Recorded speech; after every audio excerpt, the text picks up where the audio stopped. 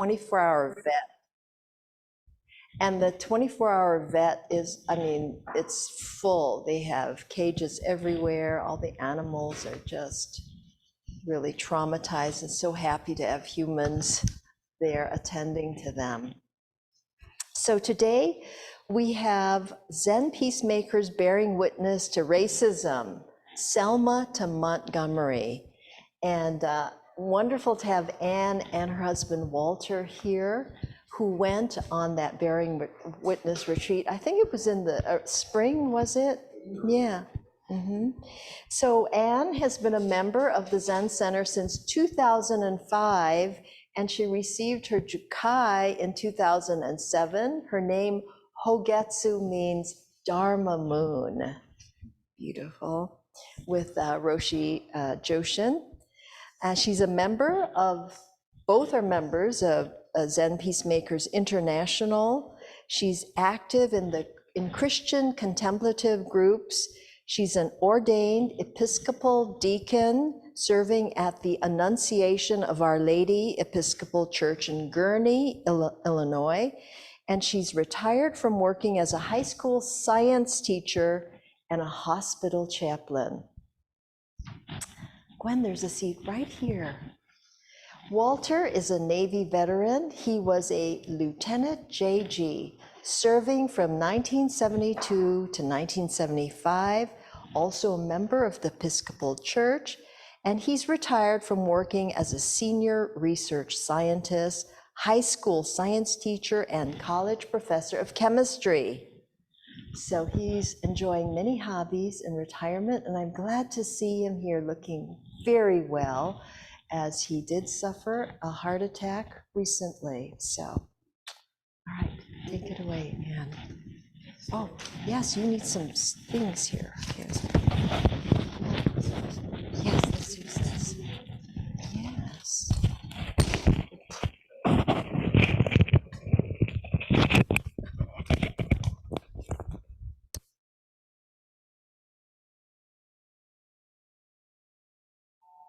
Will it work right from the middle?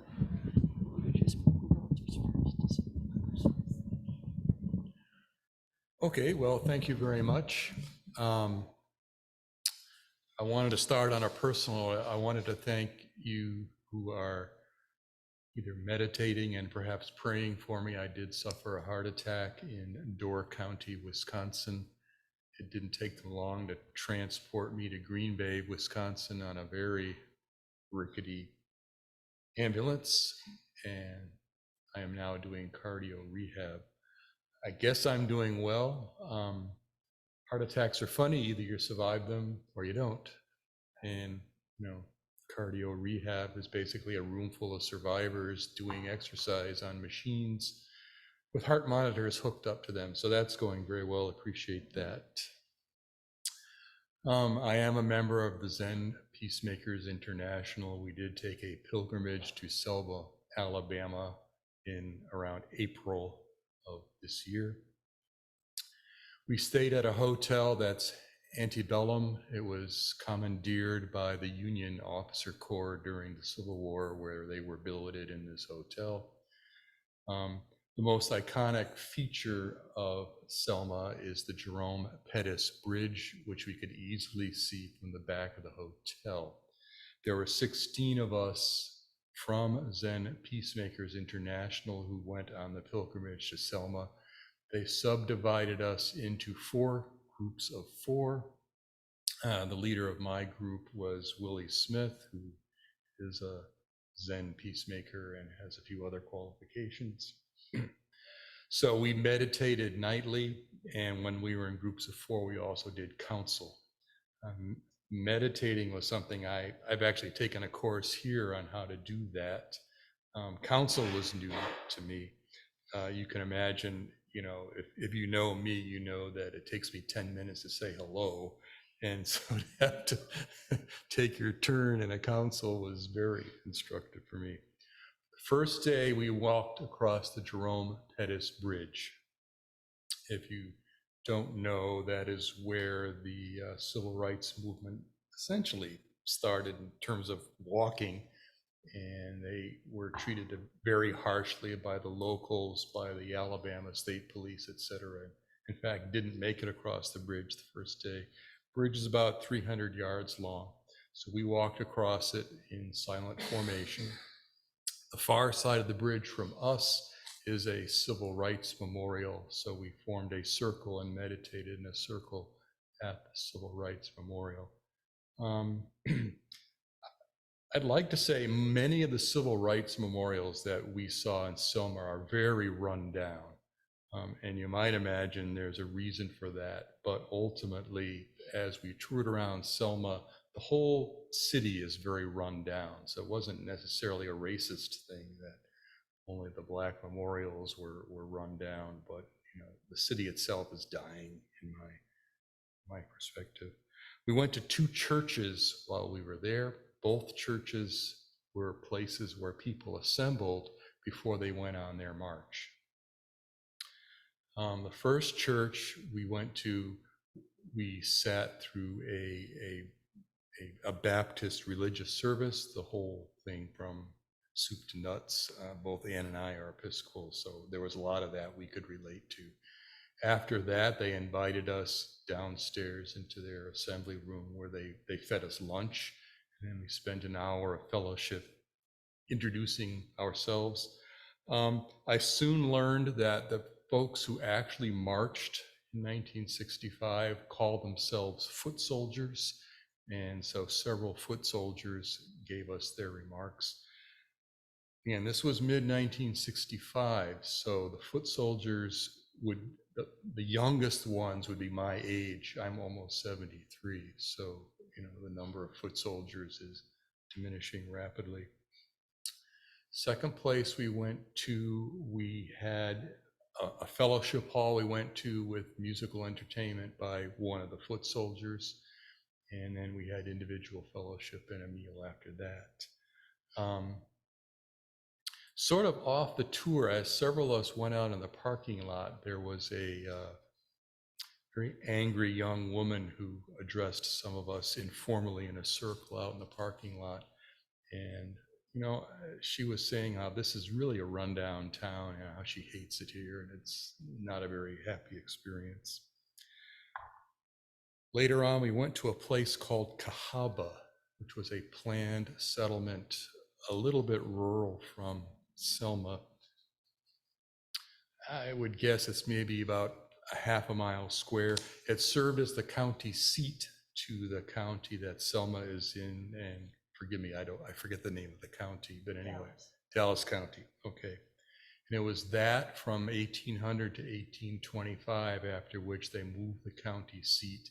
At that point, this very large community started to die. It's the end of it as a official community was just after the Civil War, and it very much lasted until the early 20th century. It basically became a ghost town, and now it's the woods and everything else have reclaimed it. So the only thing left are the roads and some evidence of basements and things. I mentioned that, among other reasons, as a group, we were very concerned that we were taking a pilgrimage. We were not tourists. So one of the ways we sort of tried to shed the tourist baggage was we actually did some groundwork while we were in Cahaba. There are 5 cemeteries associated with Cahaba. We actually were invited to do some work in the Black Cemetery. It was as horrible as you might imagine it was. It was totally overgrown with trees. There were trails through it, but the weeds were retaking the trail, and many of the graves were basically being overtaken by the foliage. So we went to a little small Jeep, and they passed out yard keeping stuff. I took one of these shear things, but there was everything else that you could get in, and several of us actually went through and tried to trim back the weeds as best as we can. The part for me that was most memorable was I was working on a grave most of the graves are just hardly marked, maybe with a number, but this one had a very large cover stone on it. And as I was clearing that off, I noticed that this was a World War I veteran, and there was actually another one next to each other. As I was introduced as a veteran of the United States Navy. So I took particular care in cleaning off this very overgrown pair of graves. I don't know if you've noticed, but veterans tend to acknowledge each other when they meet in public, and sometimes this includes a military salute, which an unknown law in 2008, I think, allows us to do. And so I rendered a military salute to both of the veterans who were buried almost unknown in the Black Cemetery at Cahaba. How this has escaped the notice of the United States government, who generally keeps up the graves of veterans, I don't know, but anyway, it did. One of the places we went to was so-called Site 1, the Civil Rights March. It's about 80 miles long from Selma to Montgomery. And so they stopped 4 evenings on the way. So we were at the first site that they stopped. Again, this was very run down. We were escorted by the granddaughter of the person who owned the property at the time in 1965. That person's son or daughter owns the property now, and their daughter, the original owner's granddaughter, is the one who's interested in conserving it. The original owner's house is basically in extremely poor shape. It's a 4-room, small building. The wood is rotting, the weeds are overtaking it. In the kitchen, the floor is absent. So we, again, trying to be a pilgrimage rather than tourists, we were invited to do physical labor to help improve this building as best as we could. Again, it was in really bad shape. So one of the things they wanted to do is one face, the back face of it, was essentially open to the weather. So they wanted to put up a tarp. I actually have done some carpentry, but it's one of those things where everybody wanted to argue. There was about 10 people arguing about what was the first thing to do. And I just said, I'm going to go do something else. So I wound up raking away the weeds and the straw around the foundation. It was kind of funny to me because they wanted to start putting up a tarp in the center, which is the wrong place to start, but nobody was going to listen to me. So my leader was Willie Smith. He just suggested I do something else. So we did. So again, in very bad shape. One of the good places we saw, there was a museum further down the state highway. This was on a Sunday, so the museum itself was closed, but we were allowed to go on the grounds. The grounds were, I don't know, I'm not a farmer, but it was probably 10 acres of very well-kept land, nice sidewalks, nice green grass. On the far side, there was a kind of a circular pavilion, maybe about 20 feet in diameter, and the 16 of us formed a circle there and did our meditation there.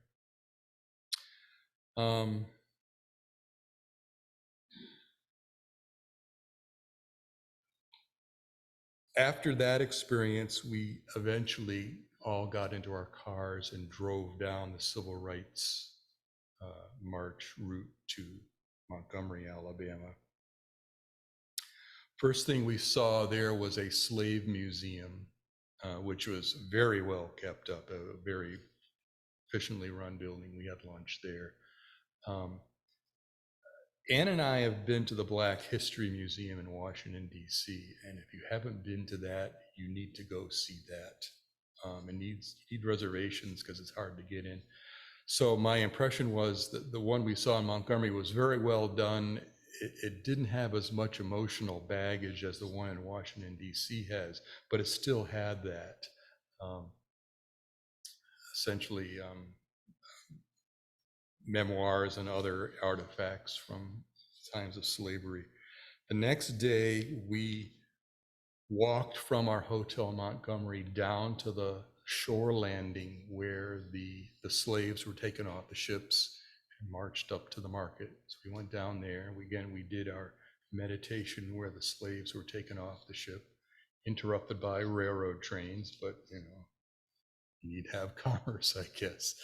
And then we walked up the route that the slaves took to where the auction block was. A very overwhelming experience for me.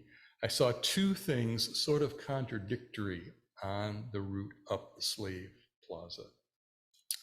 First was a statue commemorating Hank Williams.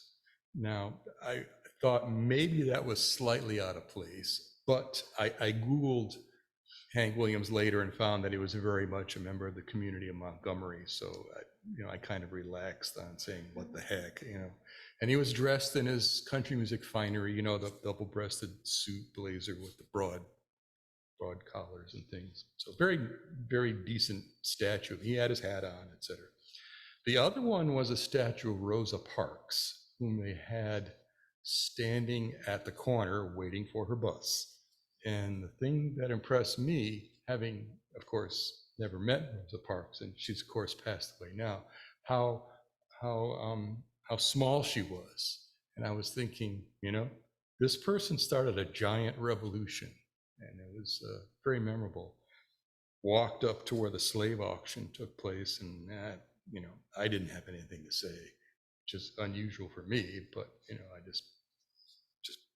I couldn't. I just had to stand there and take the whole thing in. From there, we walked uphill to a bus station that is no longer a bus station. I don't know what the significance of that was, but it was closed anyway, so we couldn't get in. We walked further uphill and came to a personally run museum dedicated to slave women who were subjected to all kinds of gynecological horrors. And there was the woman was very artistic. I don't know if you've ever seen her, but she wears, when she's dressed up, red big glasses. So we all got a pair of those as souvenirs. Her motif for as an artist is metalworking. So welding metal things together. So she had 3 huge statues dedicated to the historic people who were subject to all kinds of horrors. The ironic thing about this was the doctor who performed all this procedures, I guess is what you could call it politely, without anesthesia, by the way, because slaves apparently were thought to have a higher tolerance for pain, which I don't even want to talk about that. This person became a bigwig at Carnegie Mellon, which lowers my esteem of Carnegie Mellon, which is in Pittsburgh. From there, we went to probably the most emotional part of the day for me. And that was we went to the Lynching Museum, which is in Montgomery. The facility across the street is a very large headquarters for legal folks who fight for social justice and a few other things associated with the civil rights movement. We had lunch there. Now, this building was very long, it had to have been 300 feet long, and the lobby was about 30 feet wide. And the thing to behold in the lobby was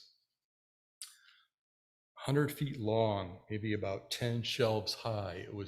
It is now traditional that when you identify a lynching spot, there's a bell jar size object that you fill up with soil and keep the bell jars as a memorial with the person's name and date on it.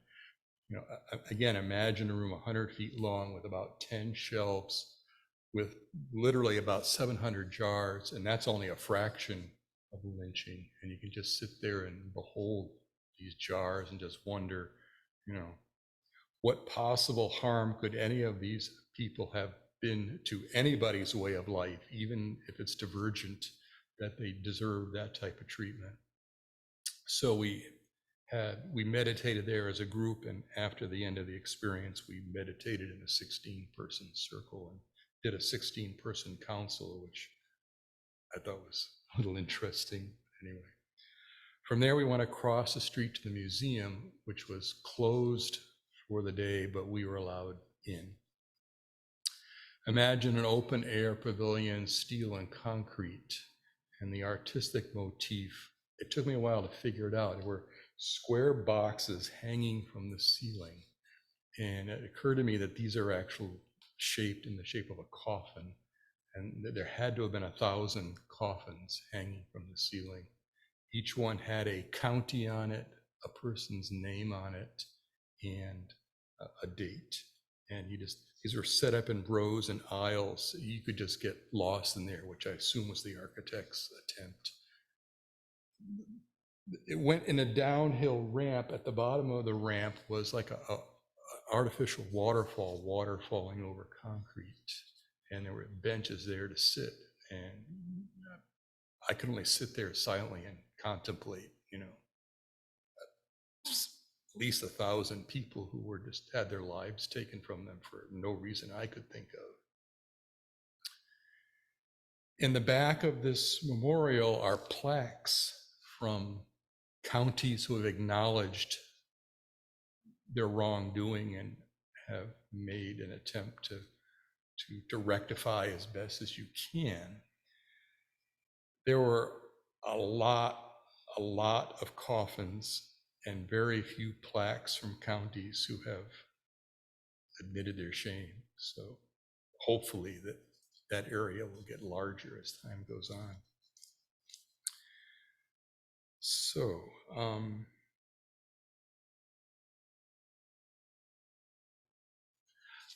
I guess I wanted to say that,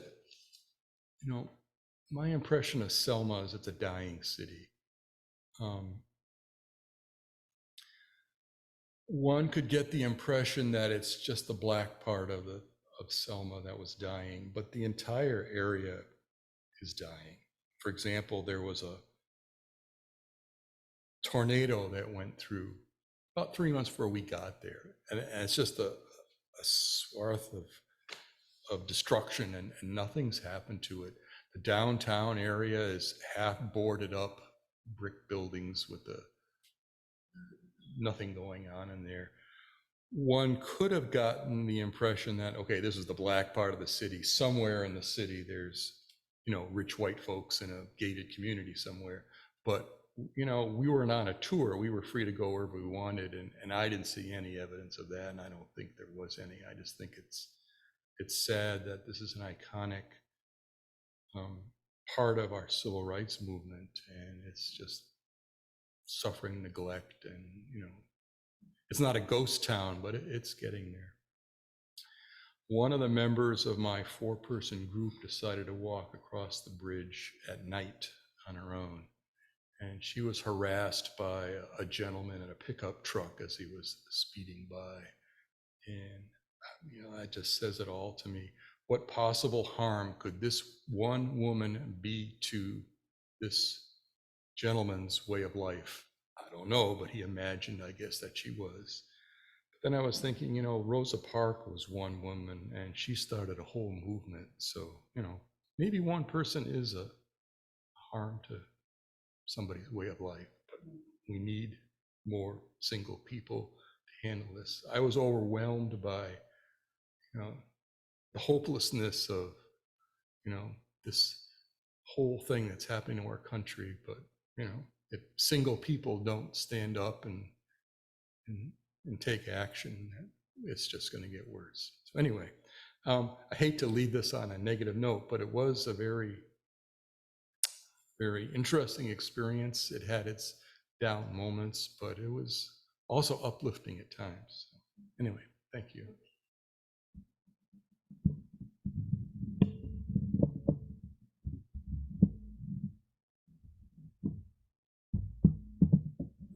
So one thing I want to say about Walter is he had never gone on a retreat before, any kind of like Zen retreat.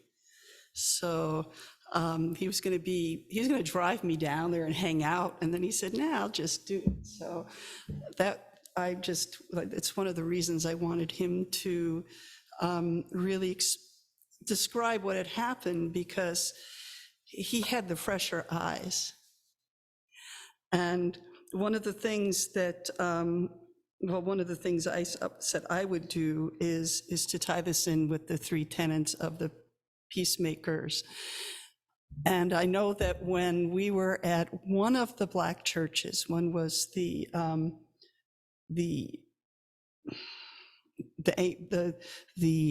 Brown AME Chapel, and the other was the Baptist Church. I'm trying to think of the name of the Baptist church. But anyway, we were asked, well, what are you? You know, you're here to learn about us and to be with us. Could you tell us a little bit about yourselves? So Willie Smith got up, and he's one of our leaders, and he's also a leader in the Zen Peacemaker organization. And he said, well, I'm going to tell you about the 3 tenets.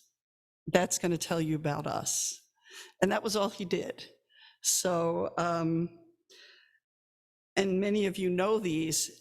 And I have to say that when I went, it was like, oh, I've studied these, I know these, I try to live them, so I know all about them, you know, so that was pretty interesting for me and very humbling. But the 3 tenets are not knowing, bearing witness, and as Willie says, the 3rd one keeps changing what we call it, but it's some sort of action that flows from the not knowing and bearing witness and from compassion. And I'm just going to use just a little bit from, it's right from the Zen Peacemakers site. And not knowing means letting go of fixed ideas about yourself, others, and the universe. So right away, I was thrown into that because it's, well, I'm on a retreat. I've done these retreats forever.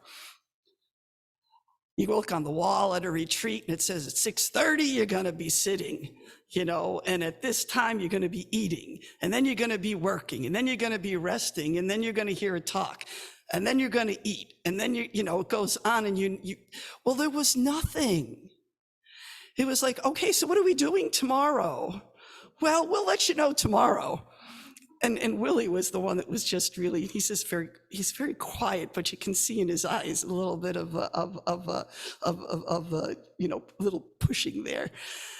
So you find out in the morning, okay, we're going to do this, and then so we're going to walk across the bridge, and then we're going to sit somewhere. And he looks down. He said, well, we were going to sit there, but we can't sit there because yada yada yada. So we're going to sit here. And I don't know how long we're going to sit. And, you know, and so afterwards I said, well, how long did we sit? And he said, like kind of chuckling, well, it was about a half an hour, you know, and it was some service, but I didn't have the script. It was one I knew, but I didn't know all the words. So that really helped me get into the sense of not knowing. And from that idea, like Walter said, that we were not tourists. So when you go on a tour, you kind of can have your itinerary mapped out.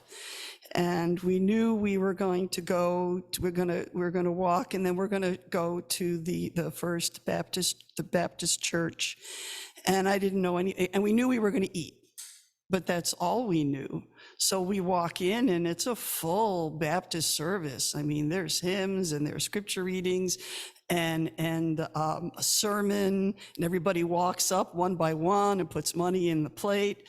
And it was, and then we got, and I did notice that it was a mixed group.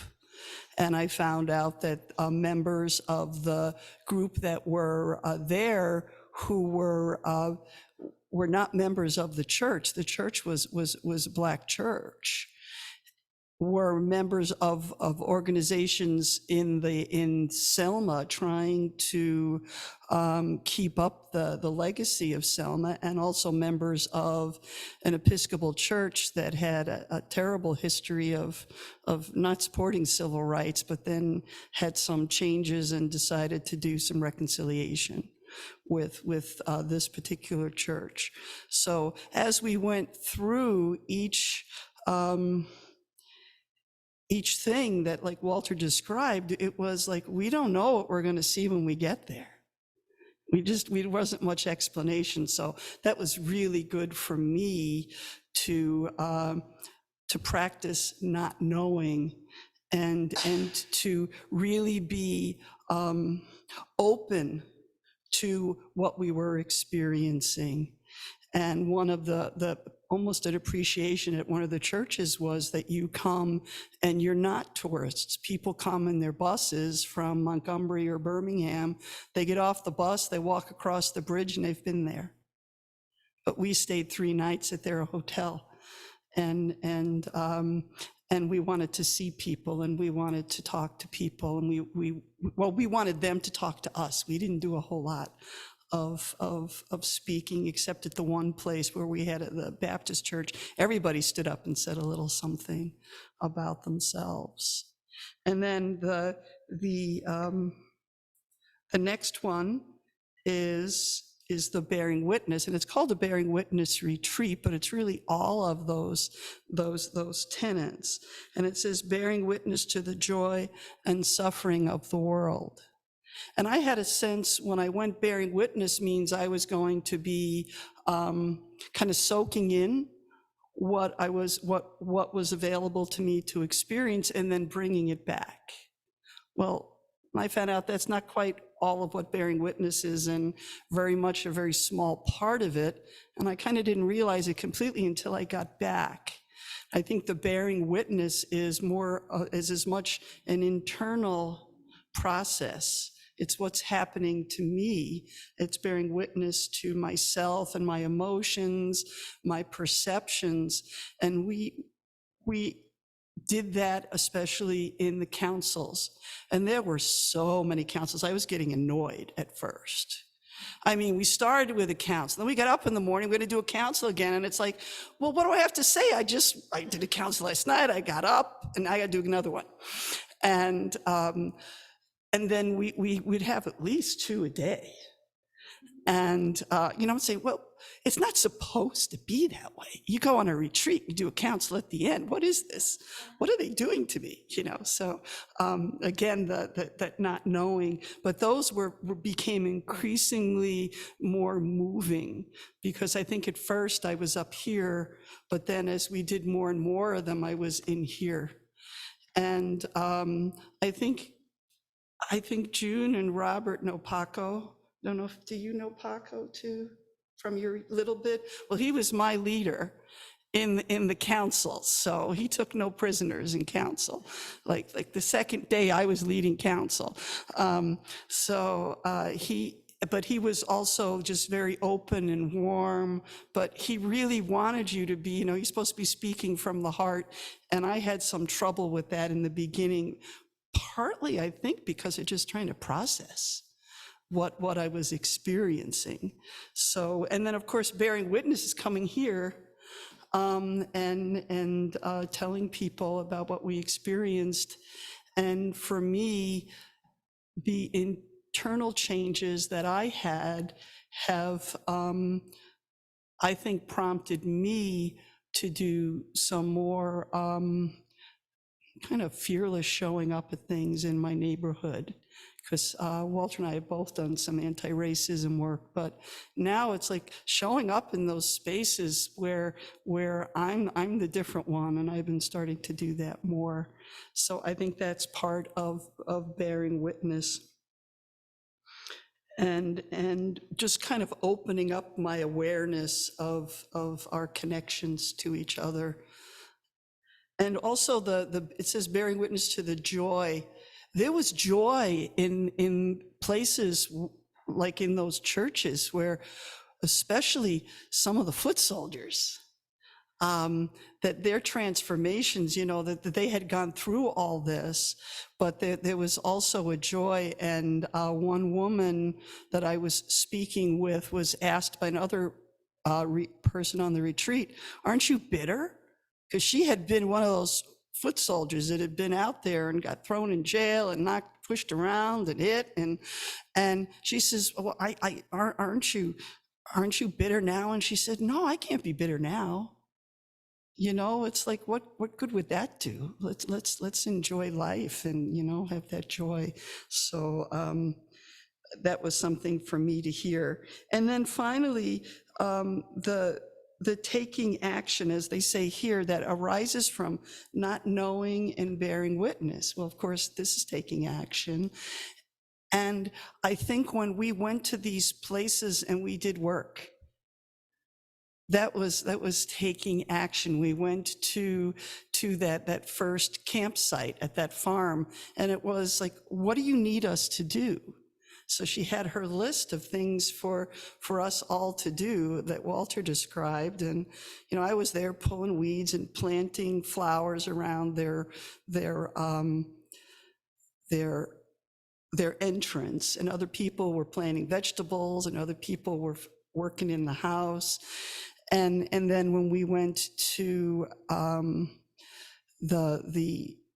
old town, and of course some people were working on the graves in the area, kind of cleaning that up. And I hurt my back in the cart that we bumped around in, so there was something for us to do at their museum, which was kind of looking at a video they were wanting to use to promote and having us sit and critique it, and that was valuable too.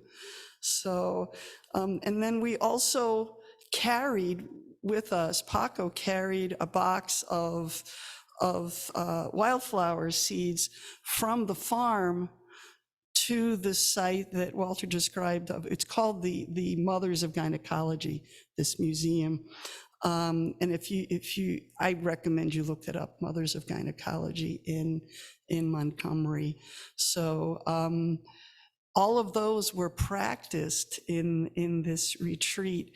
And I didn't realize how much that was going to enrich just my own practice coming home of how do you live the three tenets of the peacemakers. So now, Walter, do you want to add something like highlights? I know you spoke a lot from the heart already, but something else that experience that you'd like to talk about?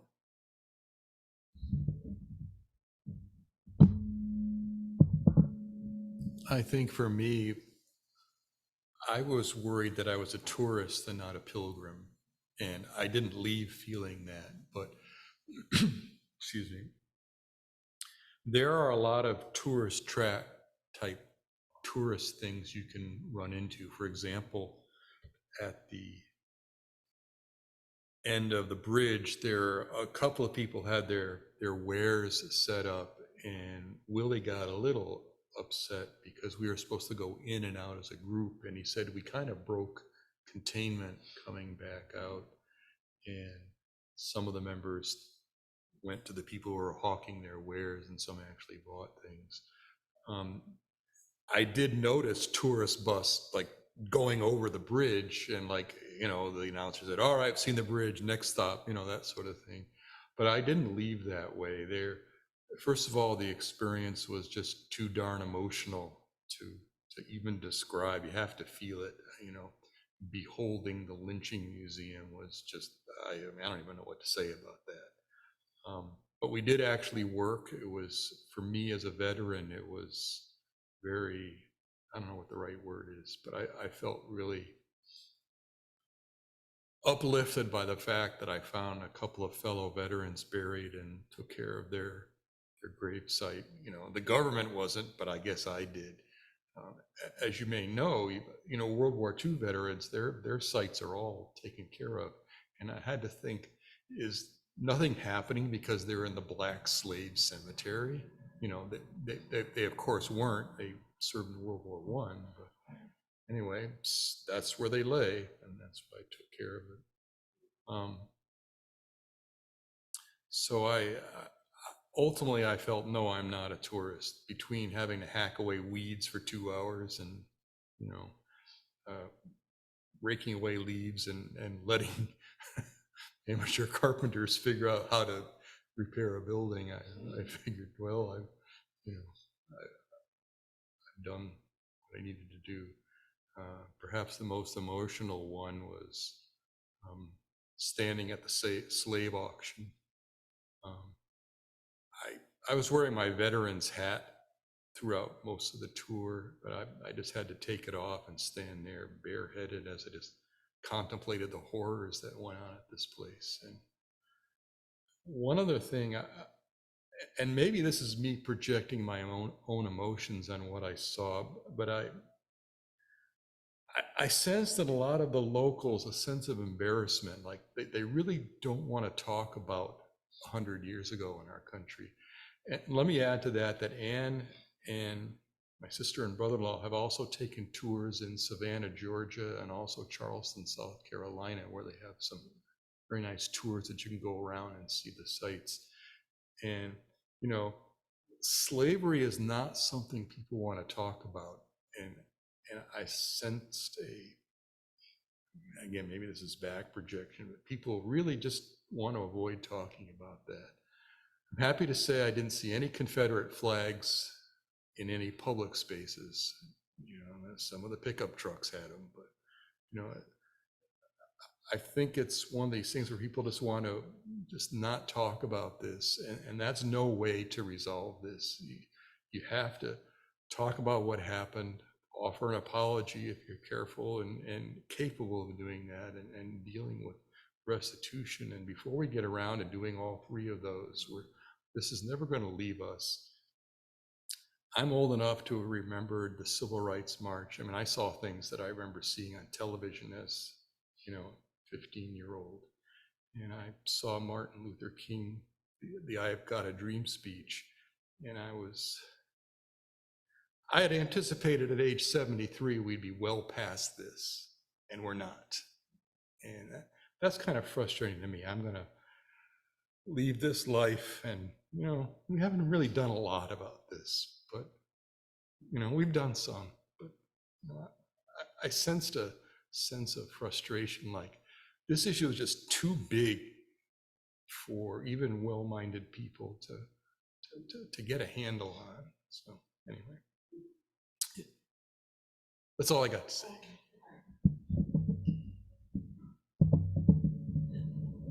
One of the things that struck me, and this was on the hope side, is generations following the stories and continuing the work. And one was with was at that farm, that first campsite. It was the granddaughter of the owner of the farm that was trying to improve that site. There's like this road to Montgomery, and there's like sites, and they're kind of sponsored by the Park Service or whatever, but she's really trying to keep the story alive, and this is the granddaughter. And then at the Mothers of Gynecology, it's the woman that is the artist and the curator for this museum, who also does tours in Montgomery, is the niece of one of the people who was part of the bus strike. And one of the things that her aunt did was she drove people to work. She drove people around. She was like a taxi for folks to, so that was part of what she did. So she's continuing the story and continuing the work. And she just figured out how to buy, it's only in the last few months, I know she was working on it when we were there, buy the hospital where the man who got the title of the father of gynecology had his hospital. And now she's bought it, and she's raising money to renovate this hospital to be a place for care for women and somewhat of a museum. So there's the energy of the generations, and it's little things, but it's being continued. So that was, for me, was really brought some hope that kind of tempered just being overwhelmed with grief, a lot of grief and sadness for what we saw, particularly like Walter said, one of the most, maybe because it was the simplest, just walking in silence from where enslaved people were disembarking. Their owners were sending them to Montgomery to be sold, and walking up and then coming to the fountain where they were bathed so that they would be more presentable to go to the auction block, which was just a little ways away. And we did that in silence with Willie, just explaining a little bit about it. And that was just, I think it was because it was so simple and so raw, it just hit me. And the last little thing about hope, and it was in Selma, is so we're in this hotel, and of course, at the time of the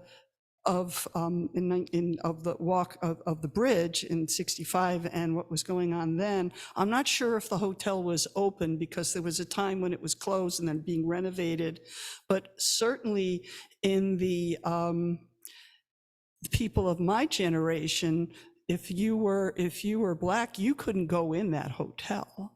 You know, that wasn't a place for you. But on the last night we were at the hotel, it was prom night, and we were seeing kids, and they were in different places getting their picture taken.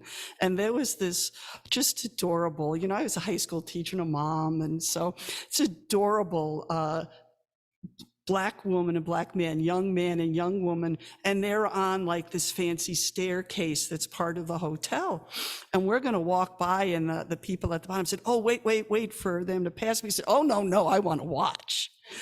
And there was like grandma, and there was mom, and there was I think it was an aunt, and the women taking pictures of these young people.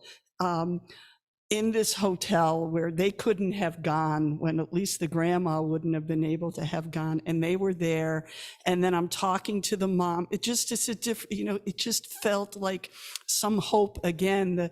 I'm talking to the mom, and I said, they look so close. Are they going out? And she said, oh no, they've known each other from kindergarten. She opens up her phone. She's showing this stranger, this white woman, she's showing her kindergarten pictures of them when they were together, and birthday parties, and then, you know, them up there. So it just is, you know, tempered with the fact that things haven't completely changed. Like that high school that those young people go to is all Black, even though the town isn't, because the white people send their kids to the private Christian school so they don't have to go to school with the Black kids.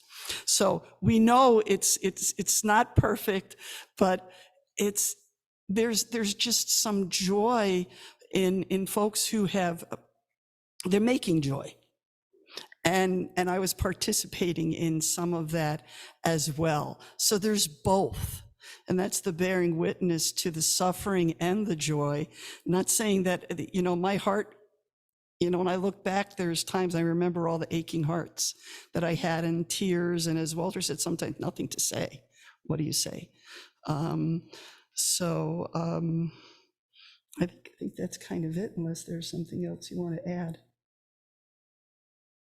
I think we're good, because maybe we can open it up and see if. I had something funny about the same staircase. Oh, okay, and then open up, so we have a few minutes. You're gonna think this is funny, I suppose. As I mentioned, this hotel was commandeered by the Union Army during the war, and this nice fancy central staircase that the young couple is getting photographed. I had this image of Union officers going up and down the staircase with their dirty boots and all that kind of stuff. And I just wondered, you know, 160 years later, I'm wondering what some of them would thought about how our country has changed and whether they fought for anything that was worthwhile. Because whole bunch of people died in the Civil War on both sides, and one could argue, was that worth it or not? So I'm just wondering what they would have thought. Anyway, I just imagine them coming down, exchanging orders and all that kind of stuff, eating breakfast in a kitchen that, you know, probably had slaves in it, or former slaves.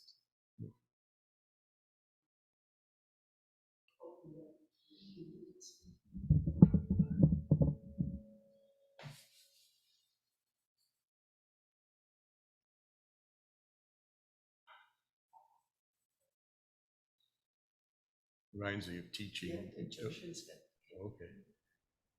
I'm really happy to see you both here at the Zen Center this morning. Walter, I had heard from Anne that you had a heart attack, so I'm doubly happy to see you here, and really moved that you did this bearing witness difficult practice on this retreat, both of you. I heard from Peter Cunningham, who did this a couple of years ago, that the Montgomery Museum, that lynching museum, was particularly powerful. Can you say a little, just I haven't been there, but my impression is that some artists made two monoliths, and one's in the museum and the second duplicate is supposed to be put in the town where the lynchings took place if the town wants it. Is that? I Can wouldn't be you describe that surprised. museum a little bit? I wouldn't be surprised if that were not the case. I guess as another personal note, I went on this pilgrimage knowing that about a week before that I was diagnosed with leukemia. And so that this spring has been very bad for me health-wise. Now, I'll hesitate to add I'm totally asymptomatic at the moment, so I'm 10 years before treatment, and current medication will work for about 2 years. So I had that on my mind as I went there. However, I don't think it was at the top of my mind. Now, regarding the lynching museum, it was extremely powerful. First of all, you start walking uphill and then you go downhill, and the coffin-shaped objects hang from the ceiling from a single pipe, and they're painted like rust red color, and they're very closely spaced, so you have to walk among them to get around this open air pavilion. As I mentioned, each one has the name of the county where the crime was committed and the name of the person and the date. Yes, some counties had a long list of this. Even the county that we stay on vacation in, North Carolina, on the beach, had at least one victim that I saw. So as you walk up, you get closer to the coffins until you're walking around the coffins. You can't avoid walking around them. So the museum compels you to ponder this. And at some point, I just didn't know what to say. Then you walk downhill to this waterfall, which I think was built as a thing to give you hope.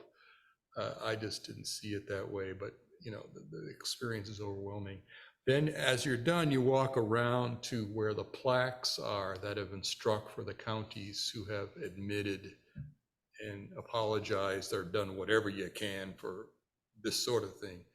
And I was, as I said before, I was struck by the fact that these plaques are very simple and, you know, simply stated, but there aren't a lot of those. So there's you know, like I said in another context today, there's a lot of people all over the country who don't want to talk about this. And so one can only hope that someday we'll see a number of plaques equal to the number of coffins that you see there. Well, I'm just moved that at a time when we seem to be, I mean, a lot of the public discussion now seems to be going backwards. So I'm moved that you did this retreat at this time and we're bearing witness to all of this. And it's just very moving to hear your stories about it. Well, you know, I don't want to get into politics, but No, we don't have to. 6 years ago, I felt, you know, we definitely gone backwards.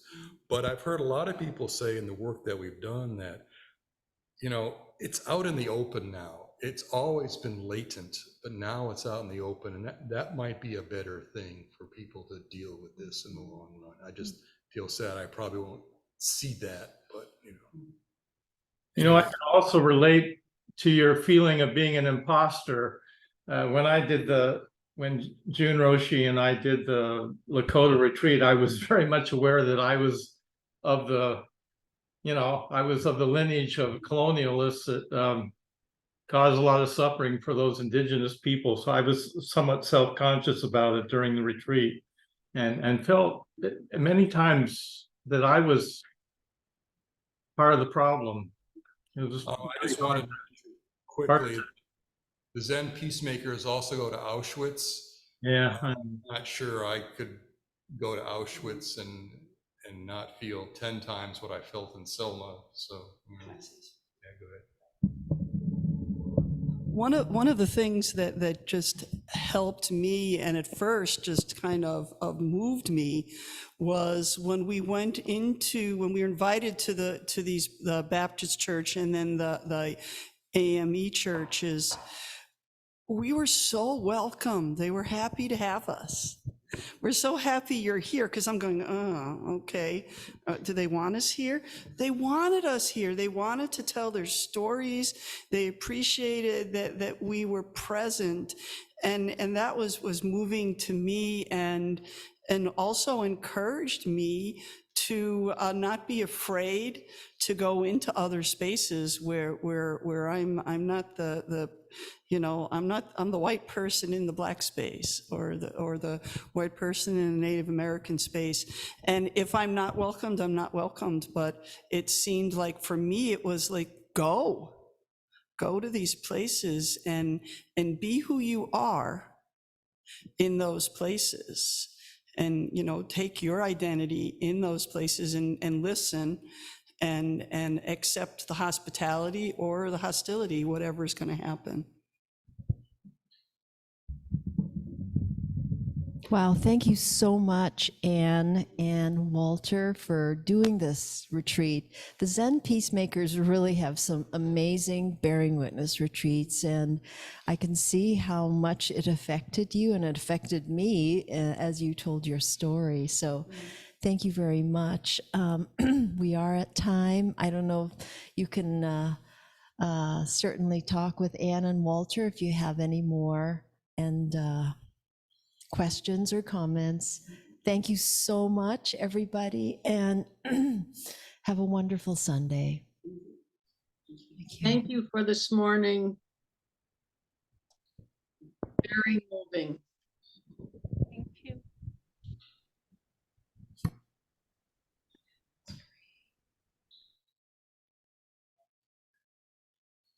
And please take more coffee and treats if you'd like.